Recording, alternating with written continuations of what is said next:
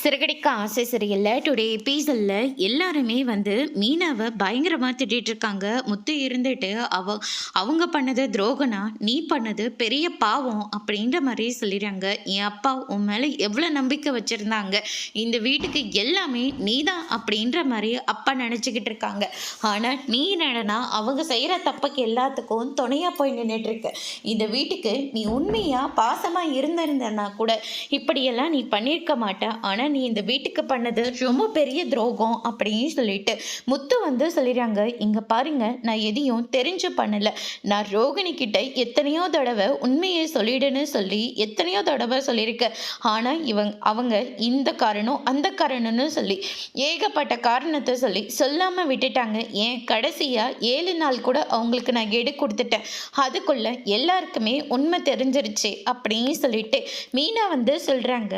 அதுக்கு அடுத்ததாக வந்து பார்த்திங்கன்னா முத்து இருந்துட்டு நீ என்ன காரணம் சொன்னாலையும் உன்னை நான் மன்னிக்கிறதாவே கிடையாது, நீ பண்ணது பெரிய ஒரு தப்பு அப்படின்னு சொல்லிட்டு முத்து வந்து சொல்லிடுறாங்க. அதுக்கு அடுத்ததாக மீனா இருந்துட்டு நான் பண்ணது எல்லாமே தப்பு தான், உண்மையை சொல்லியிருக்கணும். ஆனால் என்னால் 3 உசுறு போயிடக்கூடாதுன்னு தான் நான் அமைதியாக இருந்துட்டேன் அப்படின்னு சொல்லிட்டு மீனா வந்து சொல்லிடுறாங்க. அதுக்கு அடுத்ததாக விஜயா இருந்துட்டு நான் கூட்டிகிட்டு வந்த மருமக தான் இந்த வீட்டுக்கு பெரிய பாவத்தை பண்ணானா, நீங்கள் கூட்டிகிட்டு வந்த மருமகளும் இந்த வீட்டுக்கு ரொம்ப நல்லா பண்ணிட்டா அப்படின்ற மாதிரி நம்ம விஜயா வந்து சொல்லிட்டு இருக்காங்க. அதுக்கு அடுத்ததா அண்ணாமலையால எதுவுமே பேச முடியல. நான் பண்ணது தப்பு தான் அத்தை அப்படின்னு சொல்லிட்டு மீனா இருந்துட்டு அதுக்காக எனக்கு என்ன தண்டனை கொடுக்குறீங்களோ அதை நான் மனப்பூர்வமாக ஏற்றுக்கிறேன் அப்படின்ற மாதிரி சொல்லிடுறாங்க.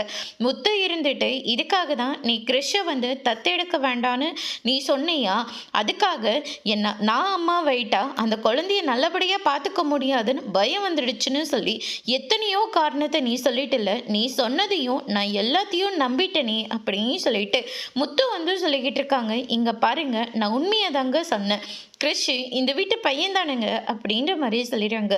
விஜயா இருந்துட்டு எவ்வளோ பெற்றதுக்காக அவனுக்கு எவனோ ஒரு தப்பேன், அவனுக்கு ஏன் பல்ல அப்படா இருக்கணுமா அப்படின்னு சொல்லிட்டு விஜயா ஒரு பக்கம் பயங்கரமாக சத்தம் போட்டுட்டு இருக்காங்க. எதையோ கூட்டிகிட்டு வந்து நடு வீட்டில் வச்சுட்டேன்.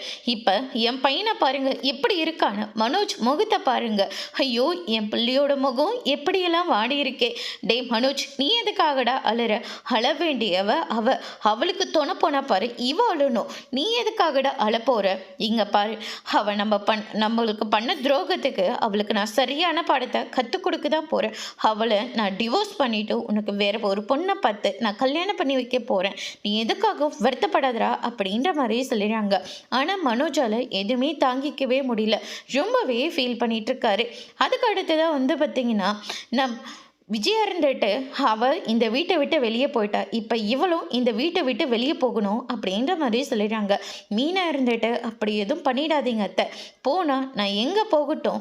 இங்கே பாருங்க அத்தை, ரோகிணி தப்பு பண்ணா, தப்பை நான் வீட்டில் சொல்லலான்னா அவள் என்ன பிளாக்மெயில் பண்ணா, வேற என்னத்தை என்னால் பண்ண முடியும் அப்படின்னு சொல்லிட்டு மீனா வந்து சொல்லிடுறாங்க. அவள் என்னதான் பண்ணியிருக்கட்டுமே, ஆனால் நீ பண்ணது ரொம்ப பெரிய தப்பு, உன்னை நான் மன்னிக்கவே மாட்டேன் அப்படின்ற மாதிரி சொல்லிடுறாங்க.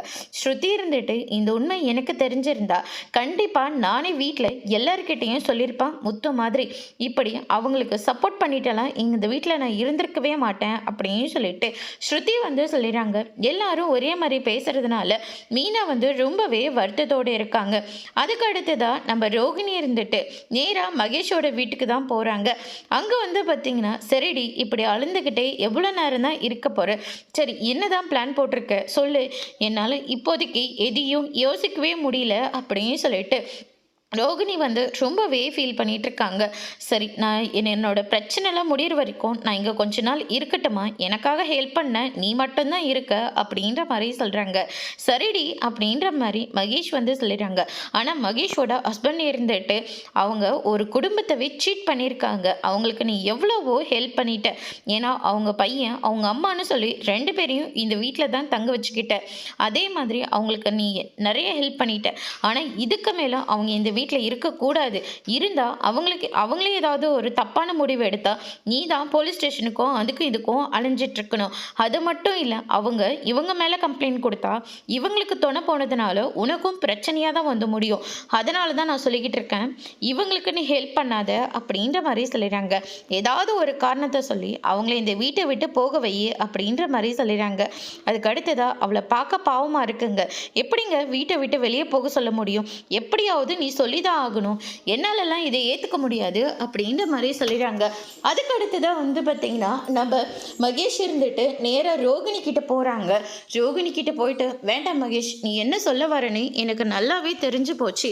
என்னால உனக்கு எந்த பிரச்சனையும் வேண்டாம். இதுவரைக்கும் எனக்கு பண்ண ஹெல்ப்பால உனக்கு ரொம்ப தேங்க்ஸ்" அப்படின்னு சொல்லிட்டு ரோகிணி அங்கேருந்து கிளம்பிடுறாங்க.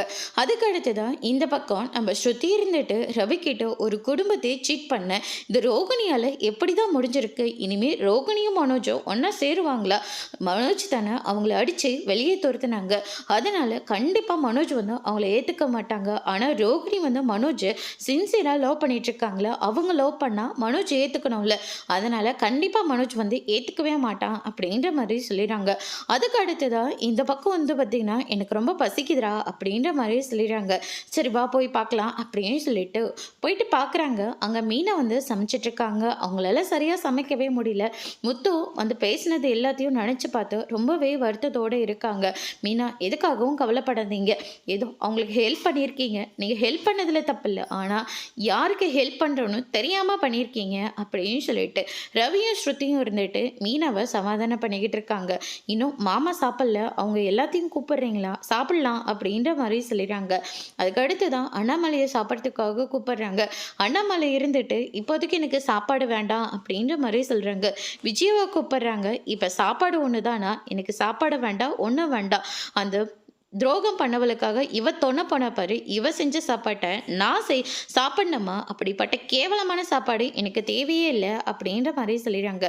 இந்த பக்கம் மனோஜ் இருந்துட்டு ரோகிணியோட ஃபோட்டோஸ் எல்லாம் பார்த்துன்னு, எப்படி ஒன்று என்ன போய் உனக்கு ஏமாத்தணும்னு தோணுச்சு, உன்னை நான் சும்மாவே விட மாட்டேன்னு சொல்லிட்டு எல்லா ஃபோட்டோஸையும் கிழிச்சு தூக்கி போடுறாங்க. அதுக்கடுத்துதான் விஜயா இருந்துட்டு மனோஜுக்கு ஏதாவது ஆயிடுச்சா அப்படின்னு சொல்லிட்டு ரொம்பவே பயந்து போய் ரூமை பார்க்குறாங்க. மனோஜ் இருந்துட்டு ரொம்பவே வருத்தத்தோடு இருக்காங்க.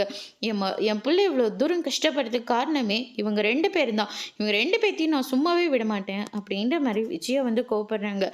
அதுக்கு அடுத்ததாக ஸ்ருதி இருந்துட்டு முத்துவை சாப்பிட்றதுக்காக கூப்பிடுறாங்க. இல்லை எனக்கு வேண்டாம். ஆளுக்கு வேண்டாம் வேண்டான்னு சொன்னால் எப்பட்றா அப்படின்ற மாதிரி சொல்கிறாங்க.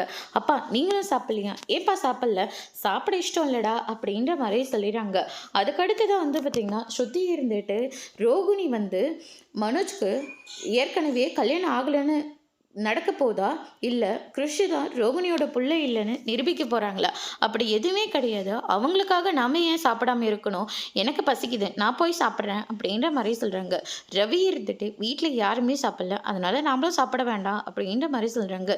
எனக்கு பசிக்குதுடா, சரி வா வெளியில் போய் சாப்பிட்லான்னு, வா என் ரெஸ்டாரண்ட்டுக்கே போகலான்னு சொல்லிட்டு ரெஸ்டாரண்ட்டுக்கு கூட்டிகிட்டு போகிறாங்க. அதுக்கு அடுத்ததாக மீனாலாம் ரொம்பவே வருத்தத்தோடு இருக்காங்க. இந்த பக்கம் நம்ம ரோகிணி இருந்துட்டு நேராக வித்யோட வீட்டுக்கு போகிறாங்க. வித்யா இருந்துட்டு அவங்களுடைய முருகன் கிட்ட நடந்த எல்லா விஷயத்தையும் வந்து சொல்லிடுறாங்க. இவங்க இவ்வளோ மோசமானவங்களா அப்படின்ற மாதிரி முருகன் வந்து ரொம்பவே ஷாக் ஆகுறாங்க. இவங்க கொஞ்ச நாள் இங்கே இருக்கட்டுமே அப்படின்ற மாதிரி வித்யா சொன்ன உடனே முருகன் இருந்துட்டு, முத்து அண்ணனை என் கூட போகிற அண்ணன் மாதிரி நான் பார்த்துக்கிட்டு இருக்கேன். அந்த குடும்பத்துக்கு துரோகம் பண்ணவங்கள நான் இந்த வீட்டில் நான் தங்க வைக்க மாட்டேன் அப்படின்ற மாதிரி சொல்கிறாங்க. இதை கேட்டோன்னு ரோகிணி வந்து பயங்கரமாக ஷாக் ஆகுறாங்க. அதோட இன்னைக்கான எபிசோட் முடிச்சிருக்காங்க.